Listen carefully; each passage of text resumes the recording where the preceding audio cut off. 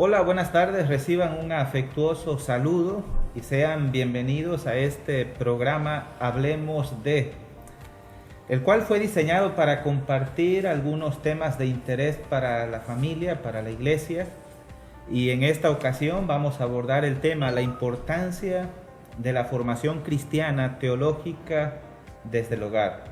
La importancia de la formación cristiana desde el hogar.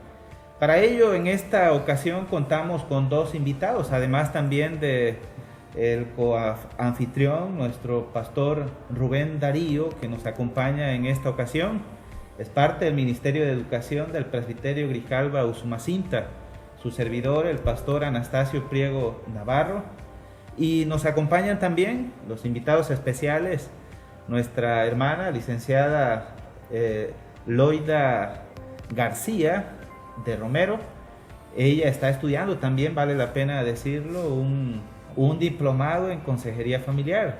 De la misma manera nos acompaña el decano del seminario presbiteriano del sureste, el pastor Benito López Caña, licenciado también en idiomas. Sea bienvenidos a esta ocasión especial. Y vamos a iniciar con una introducción, una semblanza de la educación escolar, aquellos aspectos, ¿verdad?, que hoy sobresalen en el contexto educativo, y vamos a invitar a nuestra hermana Loida que nos haga una introducción a este tema de la educación escolar en el contexto de la educación mexicana. Bueno, buenas tardes, amados hermanos. Pues doy gracias a Dios por la invitación que nos hace el pastor a poder participar en esta charla, que es de mucha importancia y relevancia para la vida del pueblo de Dios, porque estamos inmersos, nuestros hijos están inmersos en el ambiente escolar, y es importante que nosotros estemos vigilantes a cuál es la información y de qué manera llega a nuestros niños. Pues el contexto sociocultural en el que se desarrolla un individuo, pues forma parte definitivamente de todo su desarrollo de aprendizaje y de la cosmovisión que cuando sea adulto él va a tener del mundo, de la vida y del mismo. Entonces, la escuela, la familia, la comunidad en donde el niño se desarrolla, la iglesia misma, son aquellos agentes que equipan al niño de la información que más adelante va a dar forma a aquello que va a guiar su vida. Entonces, como padres de familia, nuestra responsabilidad en el ambiente cristiano es que estemos equipando a nuestros niños de esa dependencia hacia Dios. ¿Por qué? Porque en todo el ambiente en donde ellos se van a desarrollar, van a ser bombardeados por diferentes tipos de pensamientos, por diferente información, por distintos contenidos que van a impactar su vida. En el caso de la escuela, por ejemplo, para que el maestro pueda desarrollar las clases, ellos están capacitados, de hecho su preparación desde un principio es así, en diversas teorías del desarrollo y teorías del aprendizaje que le van a facilitar al maestro, le van a documentar al maestro para poder establecer los parámetros por medio de los cuales él va a desarrollar los planes de trabajo que va a realizar con cada niño. Existen muchas teorías, hay en abundancia teorías y teóricos que se han dedicado a lo largo de la historia a investigar sobre la conducta del ser humano, cómo nos comportamos, cómo reaccionamos, cómo pensamos, cómo aprendemos. Pero dentro de todo ello, ellos tienen una cosmovisión.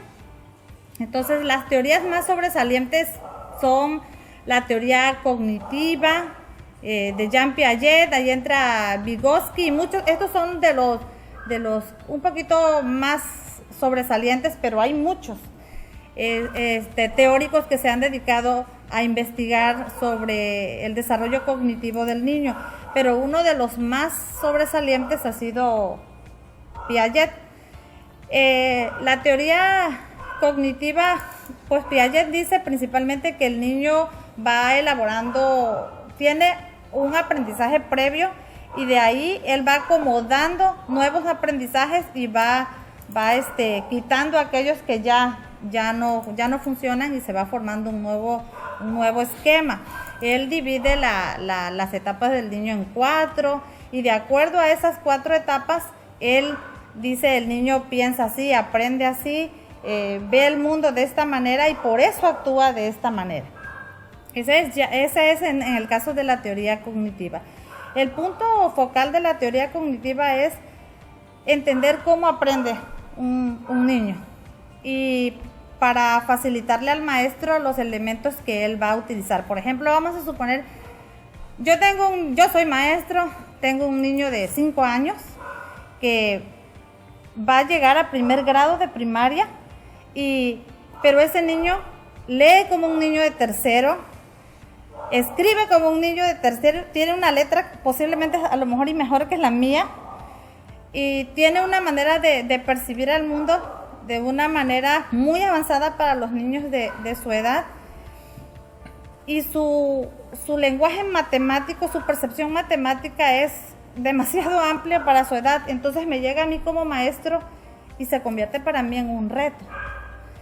Pero las teorías precisamente me van a facilitar ubicar en qué etapa cognitiva el niño está, pero también en qué etapa emocional, para que dependiendo de eso yo voy a elaborar mi trabajo de clase con ese niño, porque tengo que tomar en cuenta que tengo otros niños allá que tienen otras necesidades, pero en sí ese niño me está reflejando un reto como maestro. Entonces las teorías a grandes rasgos le facilitan al maestro el poder elaborar sus planes y proyectos de trabajo para poder transmitir el contenido, que eso es otro punto, a los alumnos.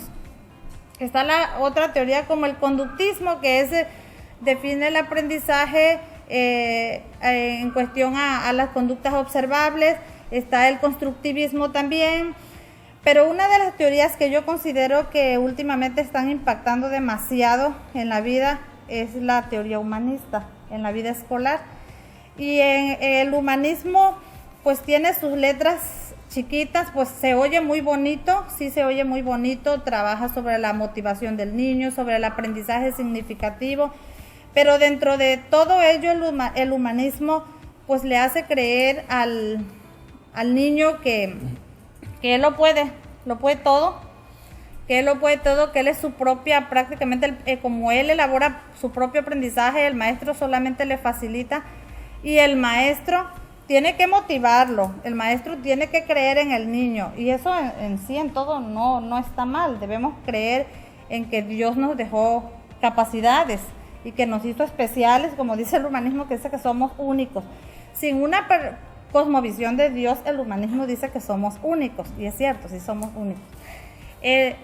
Pero el humanismo, en cuestión, por ejemplo, a lo que es la ley, no lo ve como una ley, sino como dice que la ley nos obstruye la libertad. Entonces, todas estas teorías, de alguna manera, es lo que nuestros hijos reciben. Igual tenemos últimamente se les llama las TICs, que son las competencias clave. Y esta es otra teoría en donde ya conjugada con todas las demás teorías, al niño se le enseña lo que es aprender, en donde al final de cuentas el niño, él es el autor de su propio conocimiento y el maestro solamente es su facilitador. Ok, muy bien, gracias hermana Loida. Entendemos entonces que las teorías las teorías educativas tienen el propósito de dar directrices a los alumnos y facilitan el trabajo de los maestros. Así es. Ayudan a detectar la forma del aprendizaje de ellos y como tal, pues Particularmente usted señala una de estas teorías que es el humanismo, que resalta el valor del ser humano y que esto contribuye también al desarrollo de la persona. Así es. Muy bien, gracias por su participación. Continuaremos hablando sobre esto también, y en esta ocasión pues el pastor Benito López Caña también tendrá una breve introducción de lo que implica o la importancia de la educación cristiana en el hogar. Sí, por supuesto. Yo creo que el hogar juega un rol muy importante hoy para nuestros hijos. Nosotros como pastores hemos reconocido que la palabra de Dios es aquella que nos gobierna, nos orienta y siempre nos va a indicar el camino correcto a proceder en todos los ámbitos, incluyendo por ejemplo en el ámbito de la familia. En el ámbito de la familia reconocemos un texto que es fundamental para todos los que somos padres. Por ejemplo, en Deuteronomio 6, el versículo 4 en adelante dice: Oye Israel, Jehová nuestro Dios, Jehová uno es, y amarás a Jehová tu Dios sobre todo tu corazón y de toda tu alma y con todas tus fuerzas. Y estas palabras que yo te mando hoy estarán sobre tu corazón y las repetirás, dice, a tus hijos. O sea, no solamente la importancia debe de ser establecida de la Escritura hacia los propios padres, ejercitándose en la propia palabra de Dios, sino que también las instruye, las enseña también a sus hijos. ¿Y para qué? Para que no olvidemos a Dios, para que no vaya a ser que no reconozcamos al Señor por todas sus bendiciones que Él nos da. Porque una de las tentaciones más grandes que tenemos nosotros como seres humanos es que nosotros podamos creer que todo el mundo gira alrededor nuestro y entonces nada tenga que ver Dios. Dios está desplazado de todas las cosas. Así que desde un principio el Señor nos manda que nosotros le reconozcamos, y es por eso que es importante la instrucción de los padres hacia los hijos, para que enseñemos su ley, para que enseñemos quién es Dios, para que podamos nosotros entender por qué vienen todas las cosas. Al final de cuentas, como dice el apóstol Pablo, porque de Él, por Él y para Él, dice, son todas las cosas. Y es entonces que tenemos una gran labor y responsabilidad de los padres reconocer quién es nuestro Creador, nuestro Hacedor. Claro, en sí no es el único pasaje que alimenta este pensamiento verdadero, real, que nosotros tenemos que encauzar la doctrina cristiana o de alguna manera toda esa enseñanza cristiana que como padres nos sentimos en deuda con nuestros hijos. Vamos a encontrar ejemplos como en la carta primero de Timoteo, capítulo 2, versículo 15, donde dice así: pero se salvará engendrando hijos. Habla de la mujer recordando cuando incurrió en pecado desde el principio de la creación. Y entonces, pues, la creación se sujetó al pecado, ¿no? En ese sentido, dice, pero se salvará engendrando hijos si permaneciere en fe, amor y santificación, dice, con modestia. Nosotros reconocemos que una mujer no se puede salvar engendrando hijos, literalmente hablando, por supuesto, sino más bien tiene un significado muy importante. ¿A qué se refiere? Bueno, el significado es que así como de alguna manera en un principio la creación se declinó en razón al pecado, a su decisión, ahora es como si cobrara una segunda oportunidad de parte de Dios para encauzar ahora a los hijos para esa nueva creación, donde pueda reconocer al Señor y donde pueda haber una restauración de ese reconocimiento que Dios es nuestro gran creador. Ok, muy bien. Le agradecemos, pastor, y entramos a la parte del diálogo, ¿no? De cómo comprender esa injerencia que tiene la educación pública. Es parte de la cultura mexicana, es parte de la formación que de alguna manera el Estado da para el individuo, pero que parte de esta educación tiene que ver con teorías, como bien mencionaba nuestra hermana Loida. Estas teorías de alguna manera fueron desarrolladas por diversos teóricos como Piaget, Vygotsky, que de alguna manera, ¿verdad?, procuran comprender cómo es la conducta del individuo, en este caso desde el nacimiento, desde la niñez, y en consecuencia de ello, al comprender, poder ayudarlo a estructurar un estilo de vida. Nosotros creemos, ¿verdad?, como iglesia presbiteriana, como iglesia reformada, que la educación cristiana fue un valor también de suma importancia porque su perspectiva es divina, viene de lo alto, revelada en la palabra del Señor que es la Biblia, y como tal es nuestra fuente de guía, ¿no? Es nuestra fuente a la cual recurrimos para nuestras tomas de decisiones. Y aquí vale la pena hacer algunas preguntas en torno a lo que nos han planteado. Pastor Rubén. Sí, agradecemos a la vida de nuestro pastor Benito, nuestra hermana también aquí presente. Siguiendo el criterio en la cuestión de las teorías, tal vez algunos hermanos en la fe que no tienen una formación académica como la que hoy en día muchos de nuestros jóvenes ya poseen, tal vez se quedaron, no sé, primero de primaria, segundo, o algunos que no. Pero hay algunos que piensan que la educación, inclusive académica o secular, como se le ha señalado entre comillas, es del diablo. Entonces hay algunos que definitivamente ven la educación como algo no divina, como bien lo señalaba el pastor Anastasio, y cómo en este sentido es importante aclarar muy bien ese aspecto, ¿no? Una teoría no es una ley. Sin embargo, la importancia de las teorías es observar a los individuos para poder de una u otra manera dar y suplir una necesidad para educar mejor. Entonces, ¿cuál es la importancia de las teorías y cómo las iglesias o los padres de nuestros hijos deben de ver la educación académica en nuestro tiempo? Bueno, las teorías, como les decía anteriormente, tienen su importancia. Estas teorías fueron hechas en base a largos periodos de estudio y la mayoría de ellas, y ciertamente algunas han sido hechas como la del conductismo con animales, pero la de Piaget, al menos él la hizo, y la mayoría de los teóricos lo hicieron con sus propios hijos. Entonces, ahí nosotros como cristianos tenemos un abanico más de posibilidades en relación al entendimiento de las teorías. Si nosotros nos vamos no tenemos que ver la educación como algo, como decía usted, como algo diabólico, porque realmente el desarrollo, el mandato cultural de Dios para nosotros de fructificar y hacer que esta tierra sea como Él quiere que sea, la educación no está fuera de eso. Pero como papás, lo que tenemos que tener en cuenta nosotros es que nosotros fuimos diseñados para darle gloria a Dios.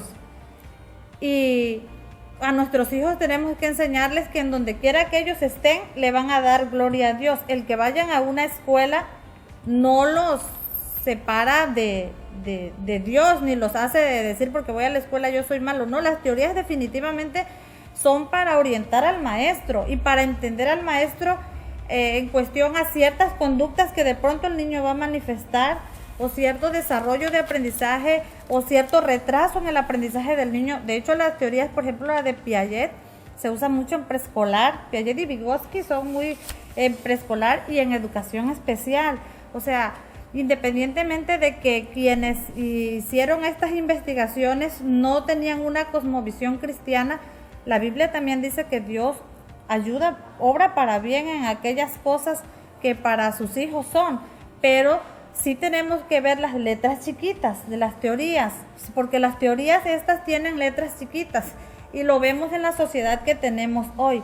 Por ejemplo, el humanismo nos ha llevado a una generación que hoy se le denomina la generación de cristal, una generación que todo le ofende, una generación que si mamá le llama la atención, ya la niña ya se fue de la casa o el niño ya se rebeló o ya se colgó de una lía. ¿Por qué?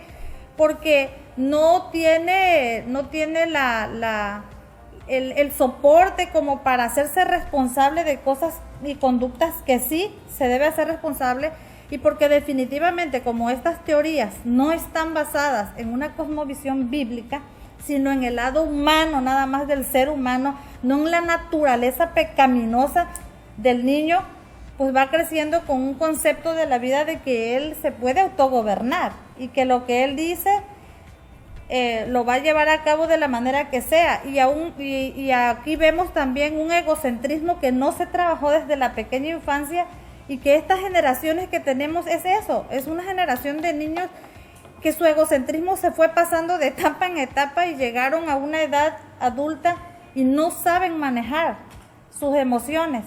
¿Por qué? Porque se les habló de que hay que entenderlo, de que hay que callar, de que ya va a pasar esa etapa, pero como no se le ha trabajado en su corazón, y eso es lo que como padres cristianos tenemos que tener cuidado.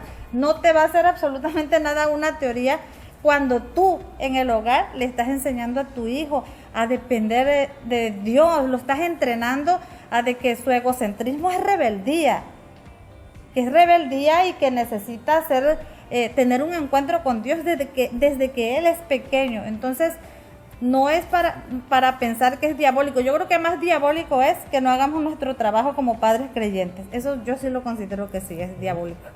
Si me permite alimentar un poquito extender un poco más hacia ese sentido bíblico. Yo recuerdo, bueno, esto no es mío, lo escuché en una ocasión, pero me pareció muy importante.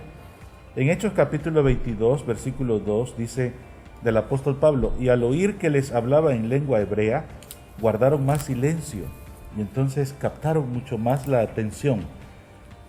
Preguntaba en aquel momento, bueno, ¿quién le enseñó hebreo al apóstol Pablo?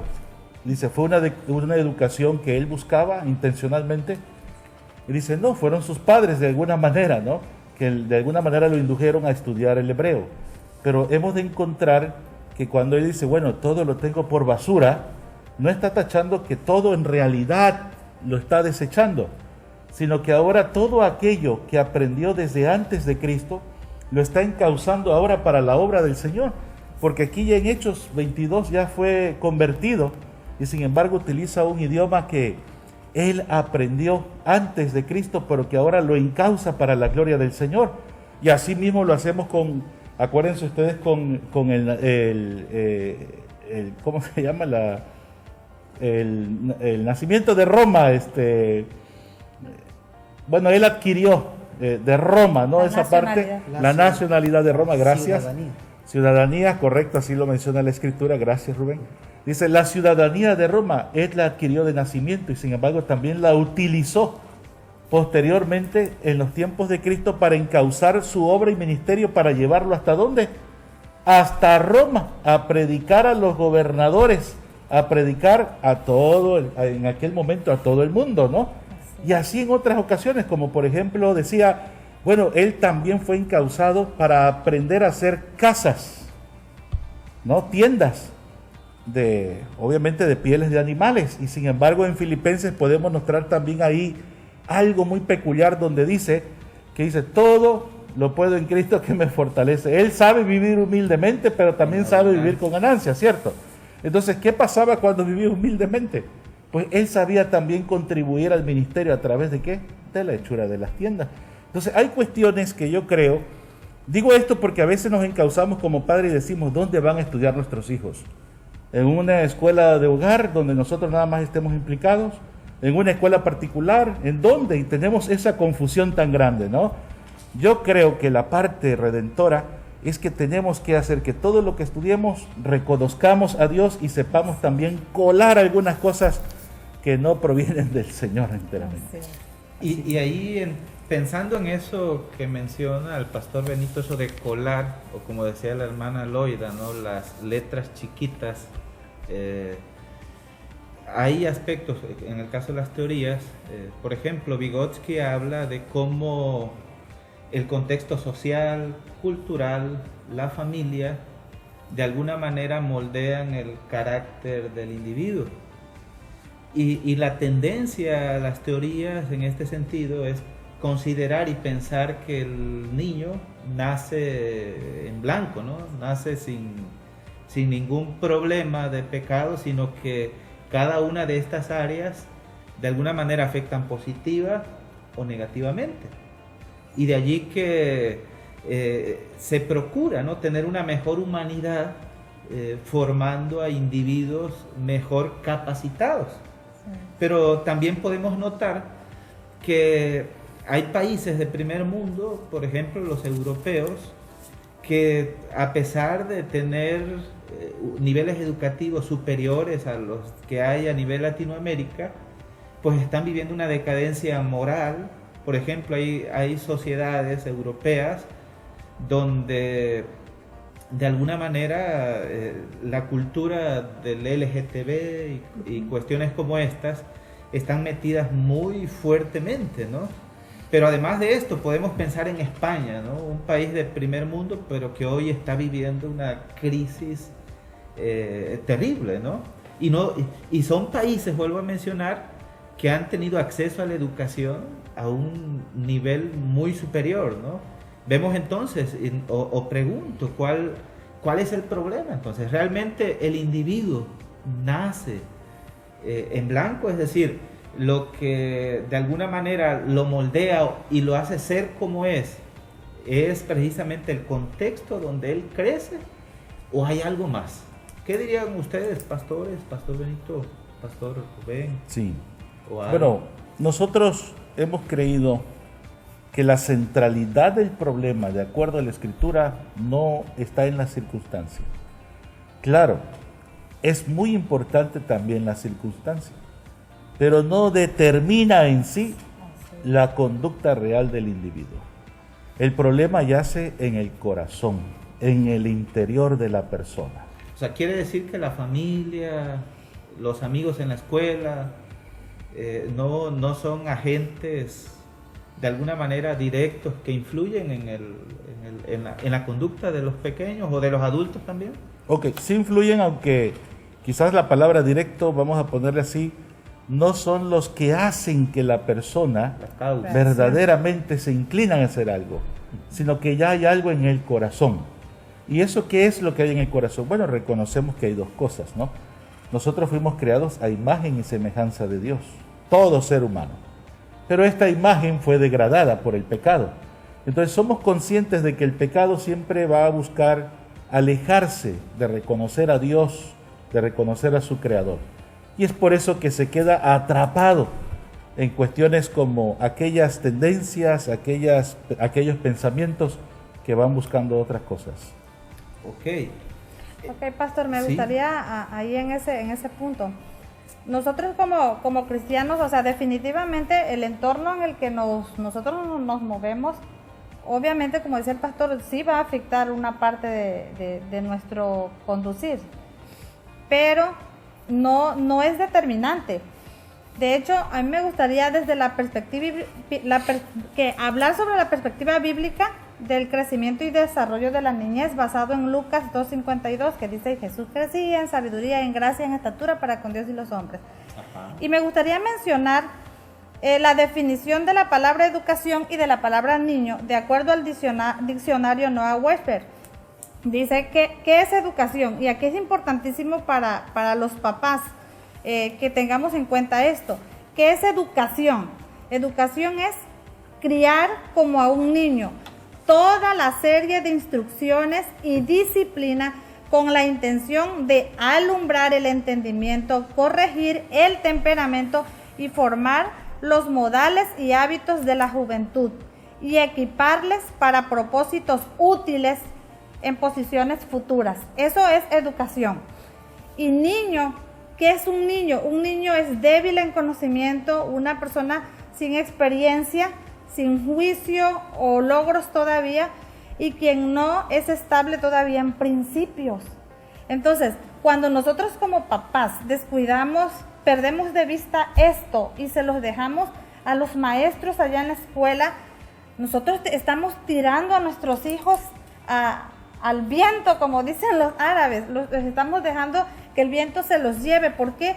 Porque las teorías que se manejan dicen El niño va a crear su propio aprendizaje, el ser humano es capaz, sí, es cierto, pero el maestro es un facilitador y los niños no necesitan un facilitador, necesitan un guía, necesitan alguien que alguien que los forme, y nosotros como papás, por eso les decía hace rato, nosotros tenemos todo tenemos este libro que nos garantiza que si nosotros hacemos nuestro trabajo, tendremos ciudadanos que le aporten a la sociedad de una manera maravillosa. Yo digo, por ejemplo, en el caso de nuestros hermanos que trabajan en las áreas educativas, el pastor Benito ya lo decía hace rato, es que desde donde Dios te ponga, con la preparación que tú tengas, tú le vas a dar gloria a Dios. Y eso es parte de la educación que recibimos en el hogar. Y no es que nos vamos a dejar y al rato vamos a decir nosotros, es que se comporta así porque está en la adolescencia, nosotros como creyentes. No, sino nosotros tenemos que ver la naturaleza pecaminosa del niño, porque como bien lo dice esta definición, le vamos a alumbrar el entendimiento a alguien que todavía es joven y que necesita ser guiado. El apóstol Pablo decía que cuando él era niño, ¿qué dice? Pensaba como niño, actuaba como niño, pero dice que cuando él ya fue mayor, dejó lo que era de niño. Sí, tenemos nuestras etapas y todo ello, por ahí tenemos que pasar, es parte del diseño. Ahí ¿qué papel jugarían los padres, ¿no? Porque como dices, la educación de alguna manera tiene la intención de formar al individuo. Y hay como una competencia, valga lo decir, ¿no? En la escuela, donde de alguna manera se está moldeando de acuerdo a la educación pública. Y también pues tenemos esta parte acá en casa, ¿no? Lo que mencionabas. ¿Qué papel ahí juegan los padres y la educación cristiana en el hogar? ¿Es importante, no es importante? ¿Por qué? Ay, no, la educación cristiana y los papás definitivamente son los pilares fundamentales en esto. Y no vamos a competir con los de allá, sino al contrario, y se lo voy a poner muy claro. Hay un ejercicio que se hace mucho en las escuelas. El del frijolito, no sé si se acuerdan del frijol, lo han de haber hecho ya alguno con sus hijos, del frijolito que lo ponen en un vasito y ponen 3 o 4 frijolitos, uno lo pones en la sombra, uno en la oscuridad, uno donde le dé el sol, y cada uno está a uno le vas a poner agua, a otros no. Entonces, esa por ejemplo, esa actividad, a nosotros como todas las actividades nos ponen en un plan de mostrarles a Dios ahí, pero para mí ese ejercicio es uno de los ejercicios en donde uno le puede enseñar el poder de Dios a los niños, así como Dios trabaja en esa planta y como si esa planta está en la oscuridad donde no le dé la luz, no va a crecer igual.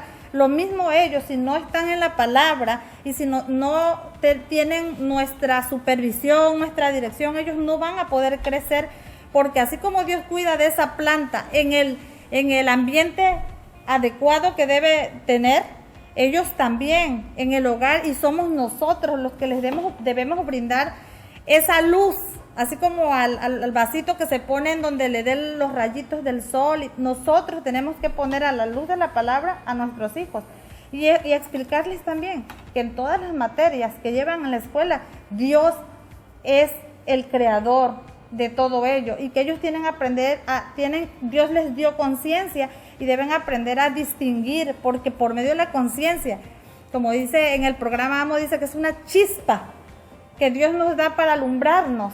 Entonces esa chispa te va a indicar lo que está bien y lo que está mal, porque fue un regalo que Dios nos dejó. Pero eso somos nosotros, los padres. No vamos a estar compitiendo con la escuela. Solamente no tenemos que perder de vista nosotros que las teorías que se usan a nivel educacional no están hechas con una cosmovisión bíblica. Eso es lo que tenemos que no perder de vista. No tiene una cosmovisión bíblica, y como no tiene una cosmovisión bíblica, no va a guiar de una manera adecuada y sana a mi hijo. Entonces, yo que tengo la palabra de Dios con una cosmovisión bíblica cristiana, yo tengo que redireccionar la vida de mi hijo. El conocimiento lo va a obtener todo, pero que la teoría no lo absorba y no le forme un concepto de la vida que no va acorde a la palabra de Dios. O sea, si no, nosotros, mi esposo y yo le decimos a nuestros niños, si no pasa por el filtro de la palabra de Dios, no lo tomes, porque no es. Eso significa, hermana, que usó una palabra que me llamó la atención, redireccionar. Incluso en las partes más básicas, por ejemplo, en preescolar, por ejemplo. Yo recuerdo que en uno de los textos que manejaron en ese tiempo, no sé si actualmente lo hagan, de enseñarles las tradiciones y costumbres del estado de Tabasco, ¿no? Sin embargo, se encontró mi hija ¿cómo se llama? Una calabaza, ¿no? Entonces, desde allí nosotros qué hacer, ¿no? Como padres en redireccionar. Nosotros dijimos, bueno, nosotros no vamos a decirle a nuestra hija que eso es malo o es del diablo, pero sí hacerle consciente de lo que significa, de lo que es, su contexto, de dónde viene. Sin embargo, nosotros tenemos que llevarlo a la palabra para que nosotros pueda en ella hacer esa conciencia de lo que es conocer, y otra cosa es que lo tome como una verdad que influya su conducta, su comportamiento, y lo tome como una verdad que va a regir su vida, que de eso depende su vida. Entonces, nuestro papel como padres es darle esa dirección desde el punto de vista bíblico, y nuestra participación es vital. Sí. Porque la educación tiene que ver con encauzar, tiene que ver con preparar, tiene que ver con advertir, tiene que ver con equipar. Entonces, nuestra presencia en la vida de nuestros hijos es tan vital que no podemos decir esto no sirve, porque a fin de cuentas es conocimiento y tenemos que advertir, y ellos tienen que conocer esos contenidos, pero darle ese giro a través de la palabra de Dios. Así. Hay un libro llamado Proverbios en la Escritura. Es un libro muy famoso por las muchas instrucciones que da sobre muchísimos aspectos de la vida. Proverbios, así es. Y en Proverbios vamos a encontrar nosotros los primeros 7 capítulos. Imagínate qué tan importante es. Los primeros 7 capítulos inducen, oye, hijo mío, oye, hijo mío. O sea, es tan significativo que el hijo oiga la instrucción de un padre y de una madre ante todo lo que está expuesto la persona en este mundo. Y claro, realza la importancia entonces del quehacer grande que tienen los padres ante Dios de poder formar a un hijo. Entonces es muy importante, mucho. Así es. Por todo lo que enfrentan en estos días, ¿no? Imagínate tener que decidir nuestros hijos en un ámbito como hoy vivimos, y tener que ser sabio para elegir a Dios ante todas las cosas que se le ofrecen. Yo creo que es una labor titánica. Muy bien. Bueno, agradecemos, Pastor Benito, Pastor Rubén, hermana Loida, su participación, a cada uno de ustedes en este primer programa, ¿no? Nuestro deseo es poder continuar, y concluyendo, pudiéramos decir entonces, como bien decía el Pastor Benito, los hijos necesitan escuchar, y de allí la importancia del papel de los padres. Como bien también citaba Deuteronomios, donde decía, y le repetirás a tus hijos. Y antes se menciona, y estas palabras que yo te mando estarán en tu corazón. Y qué importante, ¿verdad? El papel nuestro como padres, que aquello que enseñamos podamos vivirlo, ¿verdad? Para que esta enseñanza pueda tener un mayor impacto, y un impacto eficaz en la vida de nuestros hijos. Dios nos ayude como familias, como padres, a poder cumplir con esta labor titánica, pero sin duda con la ayuda de Dios y su palabra, esto se logrará. Gracias por acompañarnos. Dios les bendiga.